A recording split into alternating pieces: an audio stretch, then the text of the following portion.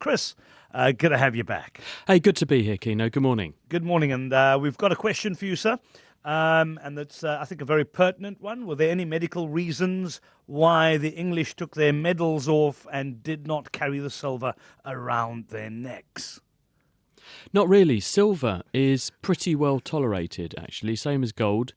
And in fact, it's really good for antimicrobial purposes. Doctors and technologists are now investigating the prospect of using silver nanoparticles as a way of rendering surfaces resistant to infection in places like operating theatres. Also fridges. People are experimenting with spray-on nanoparticles that you can use to coat the interiors of fridges. And the rationale for doing that is that any bacteria that try to grow in the fridge or any fungi that try to grow in the fridge are killed by the silver, and this stops the prospect of, say, a bacterially contaminated foodstuff in the fridge contaminating other food next to it or food that you then put there subsequently. So silver's actually pretty good in terms of keeping us safe. There are some nutcases online who have heard about swallowing silver. And there was this guy who was making a solution of silver and swallowing it, and he went bright blue. He ended up with argyria, is the medical condition. If you have too much silver in your body, it can actually deposit in the skin, and in the same way as a photograph, when you get light on the silver, it makes it go dark. It made his skin go blue, and he looks like a smurf. So if you look up argyria online, you'll find the picture of this chap who did ingest a bit too much silver, and it didn't kill him, but he went blue. Okay, so the reason they didn't wear the medals then would not be anything scientific. It's just that they weren't very happy losing to the Springboks. No, I think that's probably more likely. And I've tried to steer clear of the rugby, okay? I've tried to stay off the subject. I knew I was going to have a hard week. We still love you, Chris. I tried to deflect and talk about the science, and you brought it back. No, honestly, when we were watching it, I said to everyone, I'm going to have such a hard week next week. They're not going to let me go. They're not going to let this go next week. They're going to give me such a hard time, a harder time than they gave him on the pitch. They're going to give me a hard time on the radio. Okay, we'll move on to other questions then. Now, Chris, how do we know that what we are smelling is perceived the same way by another person or by another animal? That is a question that's come through. I'm not sure if you can make heads or tails about that one, but yeah. Well, the point that's being made is in the same way as when I show you something, and let's say I show you a red T-shirt, and I say, what colour's that? Yeah. And you say, oh, it's red. And I say, yeah, I agree, it's red. Why we agree it's red is because someone has shown you that in the past, that colour, and said that's red. And they've shown me the same thing and said, yeah, that's red. And we've learned that perception in our brain is what we call red. That doesn't mean, though, that the thing that's appearing as what I'm viewing the world as is the same as you. And although we can show that the same assemblages of neurons in the same parts of the brain are lighting up in the same way when we show that stimulus, what we don't know is what our own internal experience of that is what I call red, the same as what you call red. And in the same way, we have been taught to smell things and ascribe names to smells because that's what our parents, friends and colleagues have said, oh, this smells like X. Actually, I don't know if the smell experience that goes blasting off in my head when I sniff a nice cup of coffee, is that the same experience that you have? We agree it's nice, but we've no way of actually knowing if the experience we experience is the same, because your brain creates the world that you live in and mine creates the world I live in, and we've no way of knowing whether our two worlds are the same. We just know that we agree on the shared experiences. Well, similarly, then I think this is a follow-on question from someone else, mind you. Why do some people enjoy eating smelly things such as Limburger cheese, for example? Are their taste buds wired? Are they wired differently? Is the question. Maybe they have more self-control. I know someone who said to me once, there are very few cheeses that defeated him, but there was one piece of gorgonzola that he bought once, and it smelt so bad he couldn't actually bring himself to eat it. But then there was a comedy series, very famous a number of years back, where the lady in that said, the person comes in and says, where's my gorgonzola? And the woman says, I couldn't stand the smell anymore, so I ate it. To get rid of the smell. And the thing is that we all have different thresholds and tolerances for these things. We also have different perceptions of things we find appealing and things we find unappealing. And the interesting thing about Limburger cheese is that it does smell like feet. And people have done an assessment of the spectrum of molecules that are produced by that cheese. and the spectrum of molecules that you find on a pair of smelly, sweaty feet. And they're very similar. And this is because many of the bacteria that feast on the bacterial banquet going on in your feet, dead skin cells, sweaty feet, other kinds of detritus that you've trodden in, those bacteria are the same ones in some cases, or very similar to the ones that are in the cheese making mixture. So not surprisingly, they impart the same whiffs to it. Why some people will like that and others don't, I don't know. A mosquito loves the smell of Limburger cheese, as it loves the smell of sweaty feet. People have actually done the research showing that the Limburger cheese smells attract mosquitoes. So, maybe people have something in common with a mosquito who like these sorts of cheeses. I don't know. I'm sure people who love eating Limburger cheese love smelling their own feet. Let's go to Terry. Terry in Hart Bay, good morning. Good morning to you. I would like to know, could you give me the shelf life of multigrade engine lubricating oil? The shelf life, okay. Yeah, if it's in a sealed can. In a sealed can, okay. Yeah, hi Terry. Yeah. The answer is that the reason that anything would have a shelf life is if there are low-grade chemical reactions going on that change the chemical composition. And I don't know if that's the case with these oils, but if you keep them sealed, the most common sort of reaction that's going to go on, because these oils are pretty resilient because they've got to survive in very harsh conditions in an engine. So arguably, the temperature being much lower as it is on a shelf, and if you've got a sealed pot of this stuff without in the absence of oxygen, which the seal ensures, the decomposition of that oil will be very low. I think it's probably fine. There is a difference, though, between winter and summer oils, especially in countries that have, or parts of countries where you'll get high summer temperatures and very low winter temperatures. And although these oils are multi-grade, very frequently, which means they contain constituents that are runny at low temperatures and other constituents that stay viscous at higher temperatures, so that they operate across a broad range of engine operating conditions. They do nevertheless change the recipes in some places in summer and winter, because otherwise your engine's going to be trying to pump round rock when it tries to start, because the oil becomes like treacle in extremely cold weather, and it won't lubricate properly, and it also makes it very hard on the oil pump to push the stuff around. So they do put constituents in there that mean the oil operates in a runny way over a very broad range of operating and starting temperatures. So your oil on the shelf may have been made for a certain climate at a certain time of year. So you need to check that. But most of the oils these days are really very good, especially the synthetic ones. And I suspect that the rate of deterioration will be low, and B, it's probably going to be absolutely fine all year round these days. Another question from Sue. What exactly are chemtrails, and why is this issue so controversial? Hello, Sue. Chemtrails are the things that when we look up in the sky and you see a streak across the sky of white stuff looking like cloud, those are chemtrails, and they've been left by aeroplanes, and when an aeroplane goes flying along, the jet engines are burning hydrocarbon fuel. They're using something similar to kerosene that you put in your domestic heating boiler. It's very similar, actually, in composition to diesel, really. And the jet engine burns this hydrocarbon. When you burn a hydrocarbon, you liberate CO2 from the carbon and H2O, oxygen, coming in from the air, plus the hydrogen, which makes water. And the hot gas comes out of the back of the engine, and because there's a lot of water in there, as soon as it sees the cold atmosphere, and the temperatures at the height these aeroplanes are flying might be as low as -50, when it sees that very cold air, this causes the water to condense into droplets and then freeze, and so you get a cloud. And it's a cloud of ice particles, and they go across the sky. And people are worried about these sorts of things because they are depositing these particles high up at certain layers of the atmosphere, and there's a concern that they could have impacts on the environment. I've got Hassie. Hassie is in Grossie Park. Good morning, sir. Good morning to you.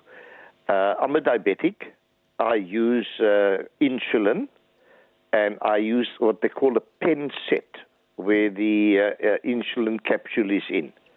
Now, I have to attach a needle to that pen. Right. Now, when I used to buy these needles, they would come in a concealed box, little packet box, and it would have an expiry date on it. Now, I cannot understand why a needle, which is steel, and its plastic attachment to screw it to the pen has an expiry date. That's a good question. Chris? Well, I had a bottle of water the other day, and that had an expiry date on it too. And you think the water we've got on Earth is, in some cases, 4.5 billion years old. So I'm not really sure why water should go off anytime soon. But I think it's one of these things that, under legislation, foodstuffs, drugs, certain pieces of equipment have to have a shelf life. And this is actually to protect us from unscrupulous retailers who might have things loitering on shelves, falling apart, kept in a back room for donkey's ages, and then they dish them up and sell them as though they're new. And in fact, they might not be calibrated into the same rules and specifications of a modern piece of equipment. They might have deteriorated in the meantime, etc., etc. So to be safe, you do have to put some kind of timestamp on these things and say, this is when we guarantee as a manufacturer and as a legal enforcer that these things are safe to use. And outside that, if you choose to use it, that's your risk. It's to protect them, because then there is a line in the sand. Beyond this, we're not saying anything about the safety of that piece of equipment. Ryan is in Simonstown. Ryan, good morning. Hey, good morning, and good morning, Naked Scientists. Hi, Ryan. I just had a quick question. You were talking about the medical benefits of silver, and I've been on the internet to try and research this myself, but colloidal silver, I'm wondering if that actually has any true medical benefits, because people are putting that in their ears and doing all kinds of wonderful stuff with it, but I'm not really sure if it actually works. Oh, wow. Okay. Well, it did turn that gentleman blue. And if everyone wants to follow who isn't already at Naked Scientists on Twitter, I will put a picture at the end of this programme of the gentleman who overdid it with the colloidal silver and turned himself into, he looks like Papa Smurf, like a sort of blue Father Christmas. So at Naked Scientists after the programme, I'll put the picture up. The answer to this is, I said earlier, silver is really interesting. It has this interesting chemistry, and people have known about this for thousands of years. There is documented evidence that people were putting silver and, say, silver coins or pieces of silver metal into water and exposing it to sunlight, and the silver catalyzes the creation of reactive oxygen species from air that's in the water, oxygen that's in the water, in the presence of sunlight, and kills microbes. Now, that's great outside the body, but there's no evidence that putting this stuff inside the body is going to help you or be good for you. So I would say it's safer to keep the silver on the outside doing its antimicrobial job. I wouldn't eat it. I don't think your body is at any time going to suffer from a silver deficiency. Your wallet might, and certain presidents of certain countries' wallets occasionally find themselves in a much healthier state when they've got lots of other people's silver in them, but not your body. We have a president like that. No, you haven't, have you? We had. No, I'm sure not. I'm sure that's not true. Could have been. I've got to go and research that. But Ryan, thank you very much for that. People love the whole smelly odour thing this morning. Here we go. Why are people's body odour considered attractive to others? There's a range of meanings to body odour, because there are some whiffs that come off of us that are clearly unpleasant, but there are some smells that are not so unpleasant. And these are more subliminal smells that we're not consciously smelling, but probably we are smelling.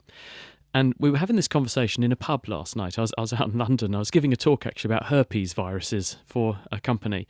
And this is the herpes simplex virus that causes cold sores, incidentally. And the conversation strayed onto when we meet people and our behaviours that we all do without realising it. And I told them a story about a gentleman I interviewed who's in Israel, who was doing research on what people do when they meet new people. And his experiment was to put a camera in a room and have a researcher sit in the room, and then a whole bunch of volunteers would be ushered into the room, one after another.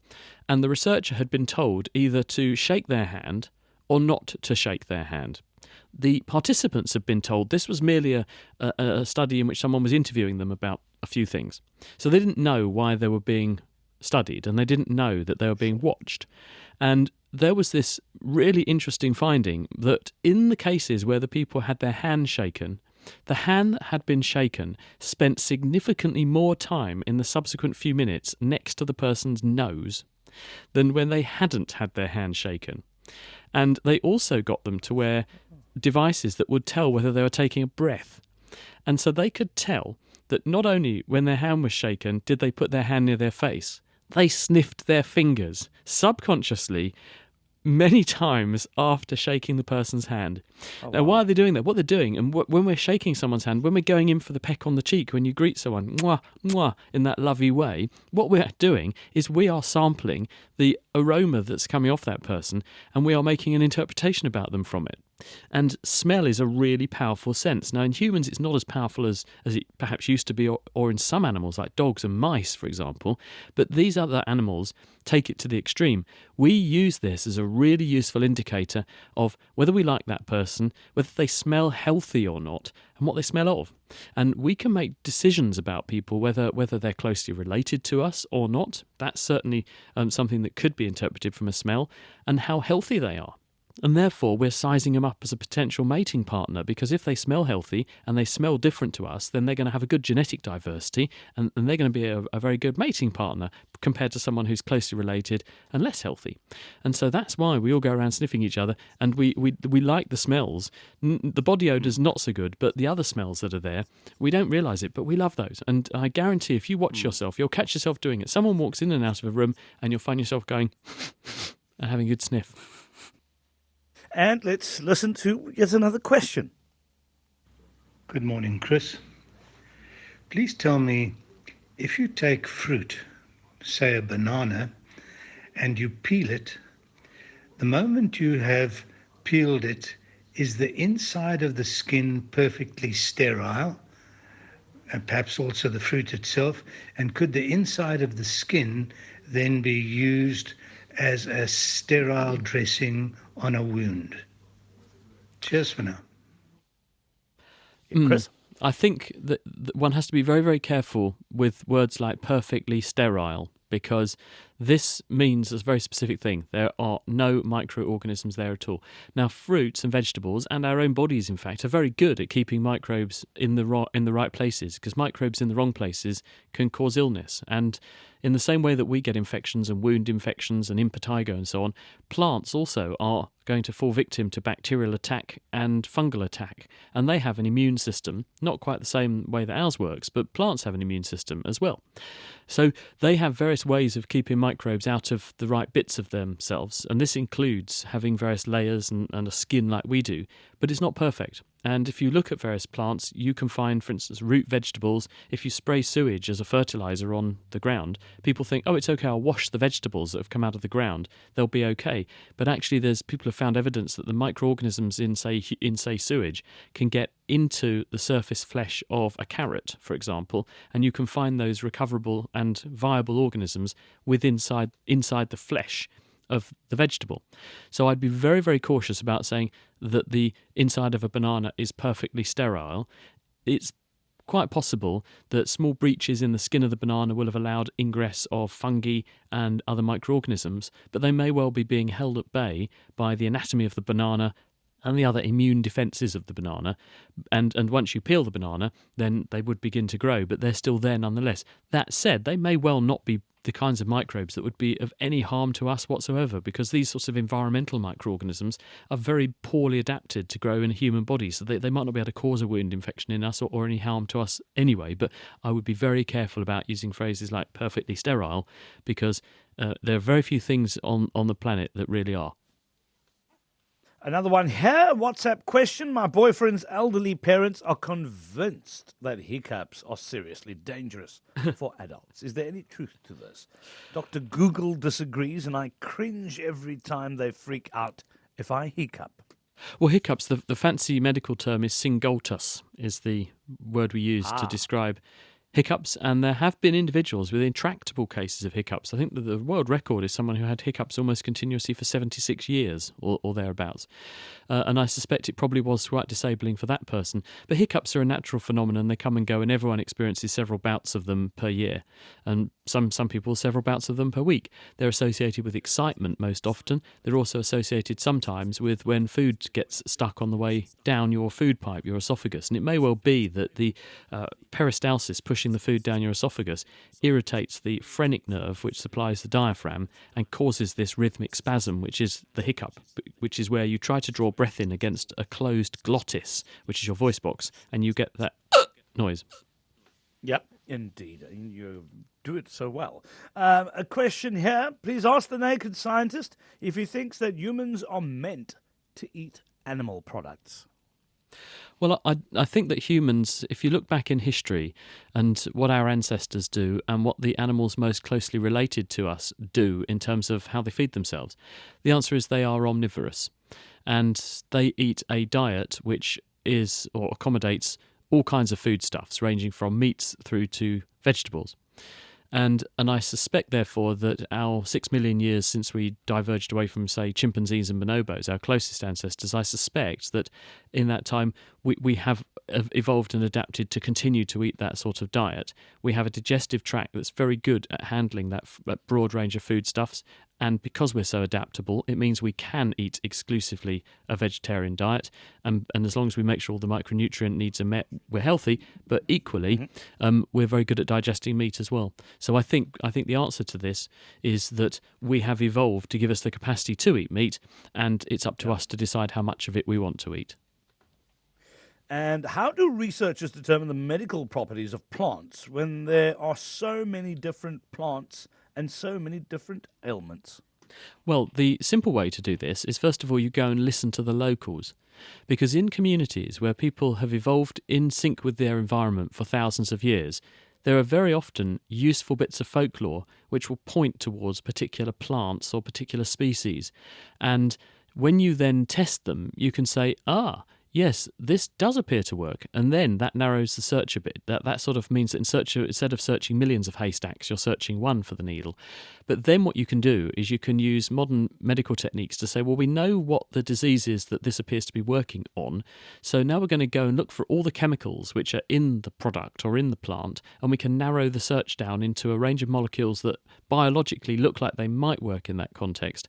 And you start with a big number of molecules and slowly refine it down to a small number, and in the end you home in on what the chemical is or what the product is that's in the plant that leads to that effect. So that's the most common way of doing it. Anne in Constantia, good morning.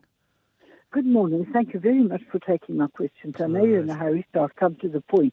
What actually causes vertigo? Vertigo, the medical definition, is a sensation of rotation in the absence of movement. And this has something to do with the balance organ. You have in your inner ear your vestibular apparatus. These are the canals that contain fluid, and projecting into the fluid are tiny hairs, and those hairs are connected to your nervous system. And when you move your head, the fluid gets temporarily left behind because of inertia, and it pushes on the hairs, bending them, and when they bend, they change their electrical activity, which they then communicate to your brain via the nervous system. And for some reason that we don't properly understand, this is intrinsically bound up with other senses, such as the visual system, probably because it has to move your eyes around in order to keep your eyes looking at the same target while you move your head around. And we don't really understand why, but when you are put into a situation where you look down from a very great height, this can make people feel giddy. But equally, if something goes wrong with the balance system, it then completely screws up your ability to move your eyes in the right direction and also to move all your balancing muscles. You have various connections between those vestibular systems and the muscles that control your posture. And when the signals coming from the vestibular system get screwed up, then you're unable to balance because all of the correcting maneuvers that would normally be put in place, so if you started to fall one way, you'd move your muscles in the opposite direction to balance you. They go wrong, so you feel terribly unstable, and the only thing to do is to lay down because you feel so awful. Yep. And we don't know exactly why this happens. A range of medical conditions can lead to it, but why the body should make us feel so ghastly and make us want to throw up when this happens, that's a totally different story, and we just don't get that.